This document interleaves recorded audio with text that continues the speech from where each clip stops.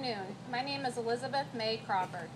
I was born September 17, 1893, and am the oldest of 4 children. My parents were Charles and Alice Hayne Fry.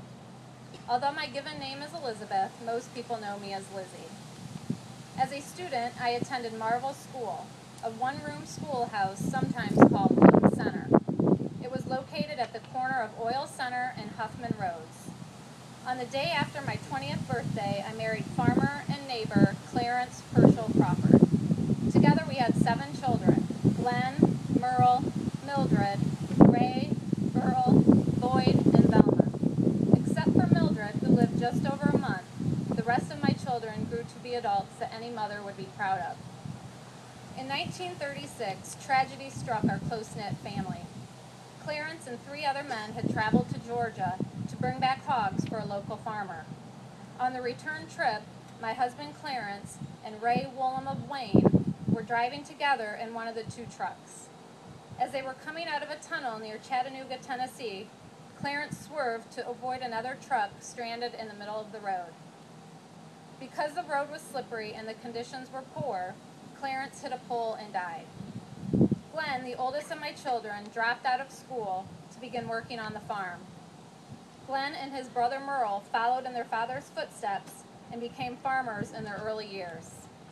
Later in life, they worked for Emerson Kane, founder of Kane's Potato Chips.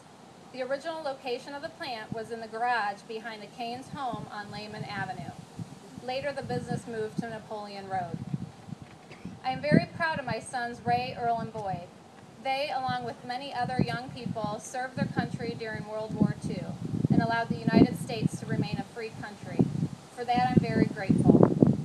After the war, they too became employed at Kane's Potato Chips. Velma was the only Crawford child who did not work for Emerson Kane. However, she was a very successful secretary for the Signet School and later worked at the Wood County Courthouse. After Clarence died, I was faced to raise my 6 children alone. We were very poor, as many families were during that time. I had no formal training or higher education, so I did what I knew best and was a housekeeper and caregiver for other families. One job included traveling to Toledo and working for a family near Willie's Parkway. Years ago, mothers had their babies at home, and many times I was hired to take care of the new baby and any other children the family were raising at the time. Cooking was also something I was good at, and I was often hired to cook for families as well. One day, the father of a family I was caring for was bringing in corn cobs for the cook stove. Even though I was born and bred in the country, I did not like mice. Well, a mouse jumped out of the basket of corn cobs, and because I was not one to say a bad word, I shrieked, "Oh, you little rascal." My son Ray and his wife Gloria never did let me forget that episode. I also worked at the Clazel restaurant in Bowling Green, which was next to the Clazel Theater.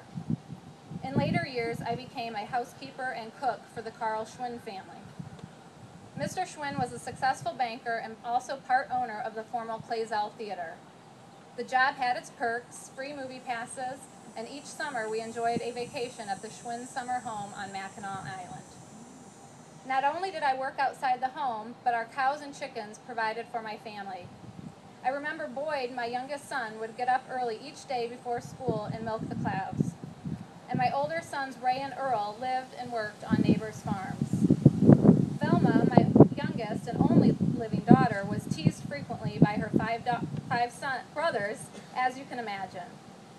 She was often told if she ate the crust of the bread, she would have curly hair. And one brother told her if she quit biting her fingernails, he would buy her a ring. She never did get that ring. Although we were a poor family, we didn't let that get us down. In those days, it seemed like everyone was just like us. We knew of very few wealthy people in the area. The boys wore bib overalls with patches everywhere, and I would make many of Velma's dresses. The holidays were also very meager.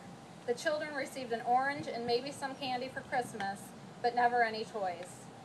Birthdays were not celebrated, and each day was pretty much the same as the previous day. Late in my life, I joined the Daughters of Rebecca Lodge. I, along with many other women, spent many long hours making noodles and pies for special events in the area. I even became known for my sugar cookies. In fact, people would always ask if the cookies were Aunt Lizzie's cookies. As my children got older, married, and had families of their own, we continued to be a close-knit family. In fact, each Christmas, my 6 kids, their spouses, and their children would eat dinner in my very small home in Signet. It was crowded, but we were together as a family, and that was what was important. On August 21st, 1988, at the age of 94, I passed away. I am survived by my 6 children, 16 grandchildren, and 35 great-grandchildren. I am buried next to Clarence and Weaver Cemetery on Eagleville Road in Bloom Township.